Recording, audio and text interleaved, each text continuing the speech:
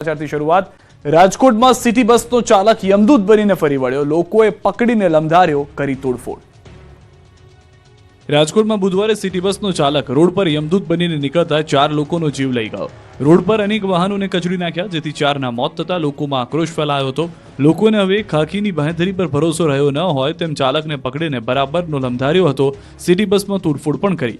રાજકોટના ઇન્દિરા સર્કલ નજીક લોકો ટ્રાફિક સિગ્નલ ખુલતા જ આગળ જઈ રહ્યા હતા। કોઈ ઓફિસ જતું હતું, કોઈ અન્ય કામ ધંધે, ત્યારે જ પાછળથી મોતની માફક સિટી બસ ચાલક આવ્યો અને જાણે રોલર લઈને ફરતો હોય તેમ 5 થી 7 વાહન ચાલકોને કચડીને ભાગી ગયો।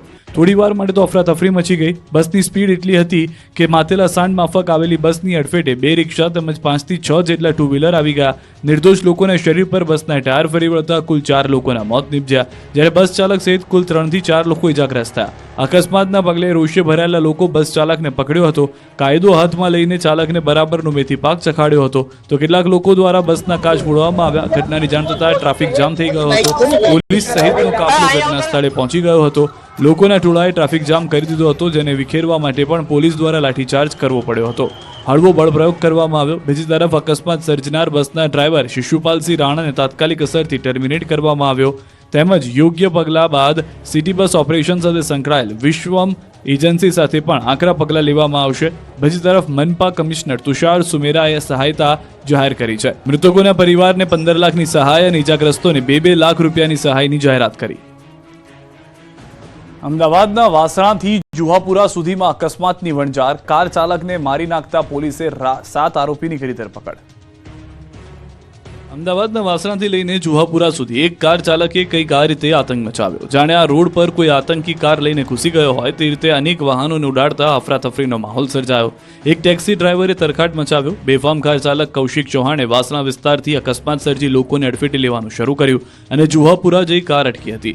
રસ્તામાં જે પણ આવ્યા એને અડફેટે લીધા અને છેક જુહાપુરાના અલ અક્સ મસ્જિદ પાસે આવીને આ કાર અટકી હતી। આ અકસ્માતમાં ઘણા લોકોની ઈજા થઈ। અકસ્માત બાદ ટેક્સીનો ચાલક લોકોના હાથમાં આવી ગયો અને લોકોએ કાયદો હાથમાં લઈને ચાલકને માર માર્યો। આ બનાવમાં ટેક્સી ચાલકને એટલી હદે માર મારવામાં આવ્યો કે તેનું ઘટના સ્થળે જ મોત થઈ ગયું। પોલીસે ઘટના સ્થળ પર પહોંચી વધુ તપાસ હાથ ધરી હતી। મૃતક કૌશિક ચૌહાણ ઈસનપુરનો રહેવાસી છે અને ડ્રાઈવર તરીકેનું કામ કરે છે। અરવલ્લીમાં રાહુલ ગાંધીએ કર્યું તડને ફળ, કહ્યું ઓછી સીટો જીતનારા નહીં બની શકે મંત્રી।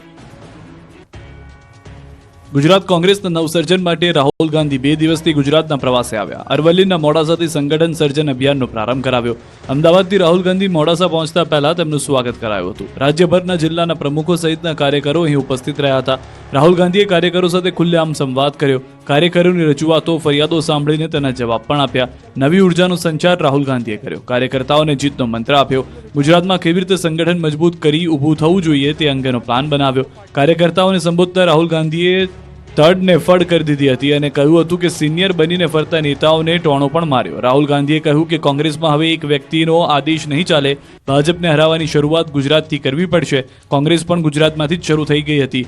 કોંગ્રેસમાં આપણે ફેરફાર કરવા પડશે। ઉમેદવારો આકાશમાંથી ટપકી પડે છે, પણ હવે રેસના ઘોડાને દોડાવીશું, લગ્નના ઘોડાને નચાવીશું। 5-6 નામ તારવીને તેમાંથી જિલ્લા પ્રમુખ નક્કી કરીશું। જિલ્લા કમિટી કહેશે એમ કોંગ્રેસ ચાલશે। કોંગ્રેસમાં ઉપરથી કોઈ નિર્ણય નહીં ચાલે।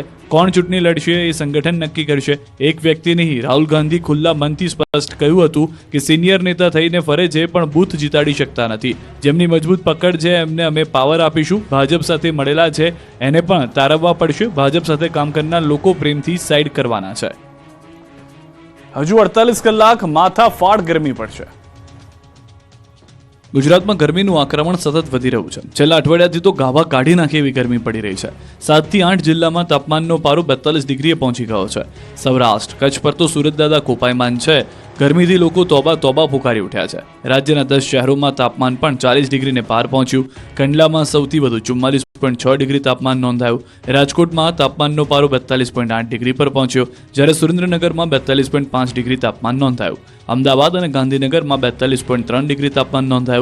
અમરેલીમાં 42, ડીસામાં 41.5 ડિગ્રી તાપમાન, ભુજમાં 41.2, ભાવનગરમાં 40.9 ડિગ્રી તાપમાન નોંધાયું। હજુ પણ 48 કલાક સુધી ગરમીથી જરા પણ છુટકારો મળવાનો નથી। હવામાન હવામાન વિભાગે આગાહી કરી છે કે આગામી 48 કલાક ગરમીનું જોર રહેશે. 48 કલાક માટે સૌરાષ્ટ્ર, કચ્છ, ઉત્તર ગુજરાતમાં હીટવેવની આગાહી કરી છે. તો બનાસકાંઠામાં પણ યલો એલર્ટ આપવામાં આવ્યું છે. દરિયાકાંઠા વિસ્તારમાં પણ ગરમ પવન ફૂંકાશે. 48 કલાક બાદ 2 થી 3 ડિગ્રી તાપમાન ઘટશે. વેસ્ટર્ન ડિસ્ટર્બન્સ સક્રિય થશે, જેના કારણે 48 કલાક બાદ તાપમાન ઘટશે. બામણબોરમાં પ્લાસ્ટિકની ઇન્ડસ્ટ્રીઝમાં વિકરાળ આગ લાગી. ભયાવહ વિકરાળ આગ અને ધુમાડાના ગોટેગોટાના દ્રશ્યો રાજકોટના બામણબોરના છે. અહીં આવેલી પ્લાસ્ટિકની ઇન્ડસ્ટ્રીઝમાં ભીષણ આગ લાગી. ગણતરીની મિનિટોમાં જ આગે વિકરાળ સ્વરૂપ ધારણ કરી લીધું. આખી ઇન્ડસ્ટ્રીઝ આગની ઝપેટમાં આવી ગઈ. દૂર સુધી જોવા મળ્યા ધુમાડાના ગોટેગોટા, જેથી નાસભાગ મચી ગઈ હતી. લોકોના ટોળા કંપની પાસે પહોંચી ગયા હતા. ફાયર વિભાગને જાણ કરી હતી.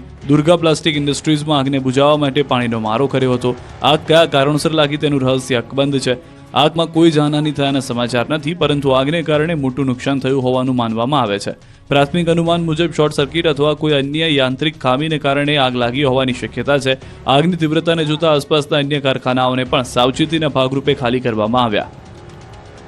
50થી વધુ ગુના સાથે સંકળાયેલા અમદાવાદના બુટલેગર પરિવારનું ઘર ધ્વસ્ત. અમદાવાદ શહેરમાં ફરી એક વખત ગુનેગારોની ગેરકાયદેસર મિલકત પર પોલીસ અને કોર્પોરેશને બુલડોઝર ફેરવ્યું છે. સરખેજ વિસ્તારમાં રહેતા અને 10 વર્ષથી દારૂનો ધંધો કરતા ઉદયસિંહ ધીરાવત અને શંકરલાલના ગેરકાયદેસર ઘર કોર્પોરેશને તોડી પાડ્યા હતા. આરોપીઓને તેના પરિવાર સામે અંદાજે 50 જેટલા ગુના નોંધાયા છે. ગુનાહિત પ્રવૃત્તિથી ભેગી કરેલી મિલકતો અને ગેરકાયદેસર ઊભી કરેલી મિલકતો પોલીસની હાજરીમાં ડિમોલિશન કરવામાં આવી. પોલીસે બંદોબસ્ત સાથે એએમસીની ટીમે બુલડોઝર લઈને પહોંચી હતી. વર્ષોથી સરકારી જમીન પર આલિશાન ઘર બનાવી દીધા હતા. તેને જમીનદોસ્ત કર્યા હતા. આ જ ઘરમાં જ બુટલેગરો દારૂનો વેપલો કરતા હતા. તેના પર તંત્રનો હથોડો ચાલ્યો. પોલીસના કહેવા પ્રમાણે ઉદયસિંહ સામે 17, તેના પરિવારના અન્ય સભ્યો સામે 10, જ્યારે શંકરલાલ સામે 10 અને તેના પરિવાર સામે અન્ય ગુનાઓ નોંધાયેલા છે. ઓખામાં ફરી ચાલ્યું દાદાનું બુલડોઝર. ગુંડાઓ અને બુટલેગરોની કમર ભાંગવા માટે દાદાએ બુલડોઝર વાળી કરી છે. દ્વારકાના ઓખામાં ફરી એકવાર બુલડોઝર એક્શનમાં આવ્યું હતું. અહીં અસામાજિક તત્વોના ગેરકાયદે દબાણો પર કાર્યવાહી કરવામાં આવી છે. બુટલેગર તેમજ અસામાજિક તત્વોના દબાણ પર બુલડોઝર ફરી વળ્યું હતું. ઓખા સમુદ્ર વિસ્તાર આસપાસ અસામાજિક તત્વોના ગેરકાયદેસર દબાણો દૂર કરાયા. ગેરકાયદેસર રીતે બનાવેલ જેટી તેમજ 2 જેટલા મકાન અને કમર્શિયલ બાંધકામો તોડી પડાયા. તંત્રની કાર્યવાહીથી અસામાજિક તત્વોમાં ફફડાટ ફેલાયો. આ તરફ ઉમરપાડામાં મહારાષ્ટ્રના ખેડૂતોએ કરેલા દબાણો દૂર કરવામાં આવ્યા. સુરતના છેવાડે આવેલા ઉમરપાડા તાલુકામાં મહારાષ્ટ્રના ખેડૂતોએ કરેલા દબાણ દૂર કરાયા. ગુજરાત અને મહારાષ્ટ્ર હદ પર ગુજરાતના જંગલ વિસ્તારમાં મહારાષ્ટ્રના